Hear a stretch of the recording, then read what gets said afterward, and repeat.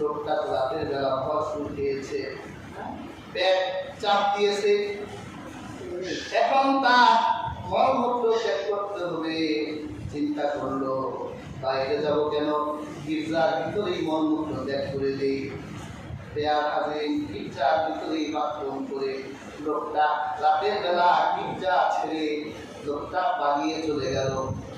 সকালবেলা মেহমানের খোঁজে আব্রাহা লোক পাঠালো, দেখো আমার মেহমানের কি অবস্থা। লোকজন মেহমান নাই, মলমূত্র ত্যাগ করে তার গির্জা অপবিত্র বানাই দিচ্ছে। আব্রাহা এত বড় সাহস,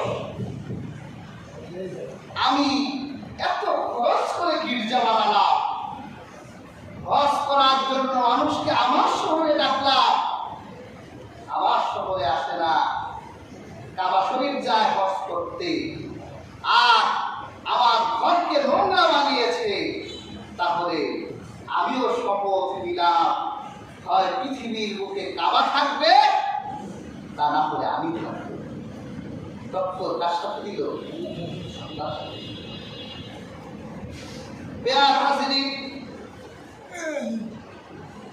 আব্রাহাম সেনাবাহিনী সাজিয়ে ফেললেন। ওই সময়ে নমরুদ, ওই সময়ে ট্রাম্প, ওই সময়ের সবচেয়ে বড় জালেম ছিল এই আব্রাহাম। ওই সময়ে ট্রাম্প ছিল। সেনাবাহিনী নিয়ে যুদ্ধ করার জন্য আবার হাতিও নিয়েছে। আল্লাহ কোরআনে নাযিল করলেন সূরা ফিল হাতে 700 হাতে নিয়েছে। মক্কায় বিনা বাধায় কেউ তাদের বাধা দিল না। এত প্রভাবশালী বাধা দিতে গিয়ে কেউ বাধা দিল না, মক্কায় ঢুকে গেছে। ঢুকি তার প্রথম কাজ নিজের প্রভাব, নিজে যে একটা হ্যানত্যান হয়েছে আর কি, এটা জানান দেওয়ার জন্য সে কুরাইশদের নেতাদের সম্পদ লুটপাট করে নিজের কাছে সব। ওই সময়ের মক্কার নেতা ছিলেন আমার নবীর দাদা আব্দুল মুত্তালিব। আব্রাহাম মানুষের কাছে তোমাদের এই কুরাইশদের নেতাকে এই শহরের নেতৃত্ব কে দেয়, তাহলে আমার সাথে দেখা করতে বলো।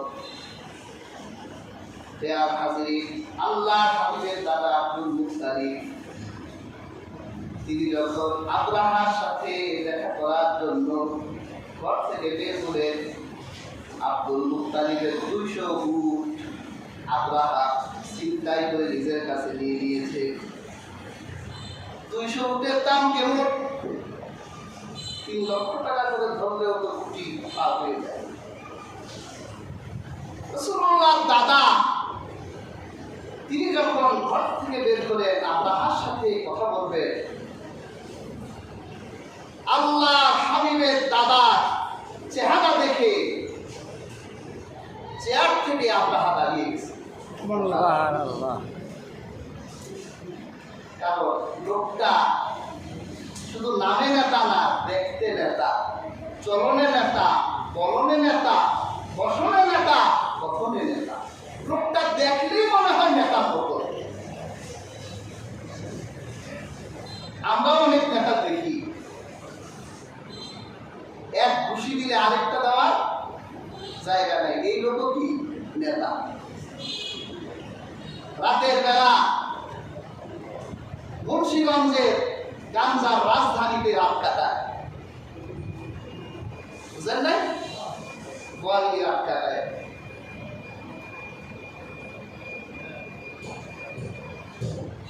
এবার যদি নেতা হয় এদের থেকে কি পাওয়া যাবে? দেখতেও নেতার মতো লাগে না। রাতের বেলা থেকে নেশা আসলে, আর দিনের বেলা অত্যাচার, নির্মমতা আর পাশবিকতা তৈরি করে মানুষ জনমনে ভীতি আর ভয় তৈরি করে দেয়। দূর করা যায় না। যে সরিষার কাছে যাবে ভূত তাড়াতে, গিয়ে দেখো ওই সরিষার ভিতরে ভূত।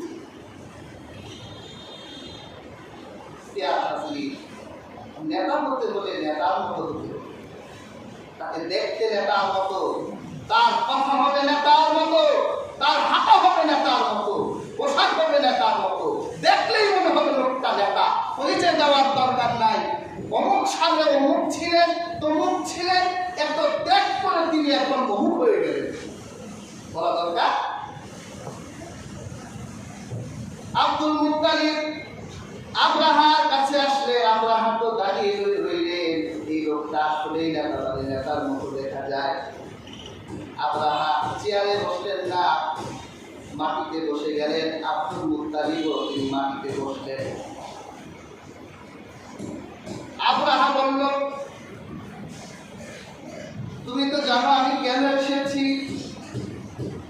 তোমাদের এই ঘর আমার বিষের কাটা হয়ে গেছে। তোমাদের এই ঘরের কারণে আমার ছানায় কেউ বাস করতে চায় না। এই জন্য আমি তোমার এই ঘরটা ভেঙে ফেলতে চাই। যদি তোমরা যুদ্ধ করতে চাও, এই ঘর বাঁচাবার জন্য যুদ্ধ করতে পারো। আর তোমরা যদি এখান থেকে কেটে পড়ো, তাহলে আমার জন্য ভালো রক্তপাত হবে না। আব্দুল মুত্তালিব বলল, আমি রক্তপাত চাই না। তুমি কি চাও? আব্দুল মুত্তালিব বলল, তুমি আমার 200 উট তোমার কাছে রেখে দিয়েছ।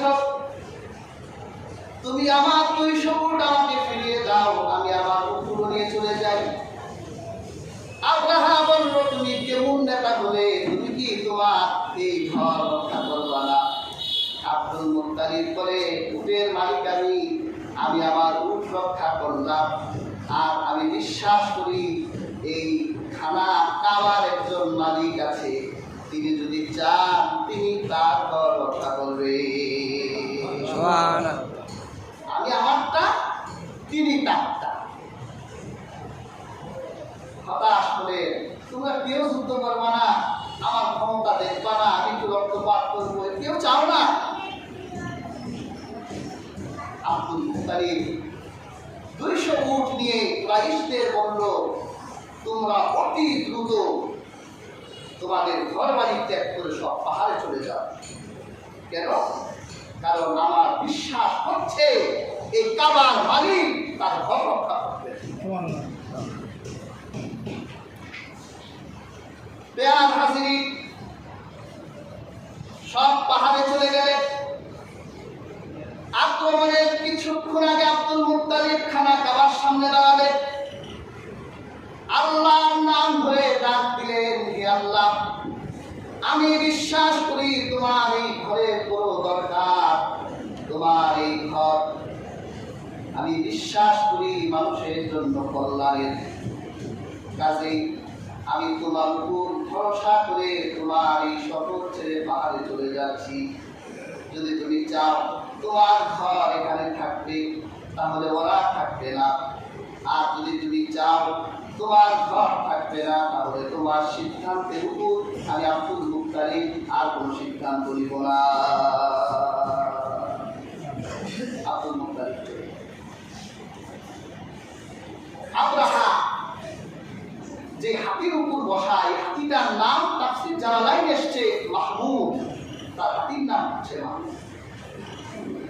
চারদিক কাবা ঘিরে ফেললেন। কাবা আক্রমণ হবে, তাতে বাধা দেবার কেউ নেই। তার হিংসা প্রশমিত হবে। সে যখন মাহমুদ হাতির উপর উঠে সগৌরবে, সমহিমায়, অহংকার, দাম্ভিকতা, হিংসা নিয়ে যখন কাবার থেকে হাতি নিয়ে রওনা করে আল্লাহ নদীত সাগরের দিক থেকে এক ঝাঁক পাখি পাঠায়।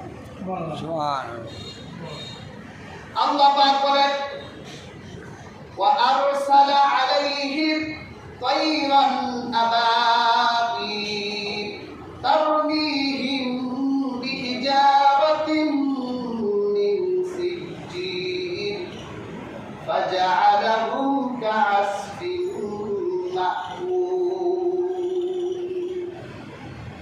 ওয়া আরসালা আলাইহিম তায়রান আবাবিল।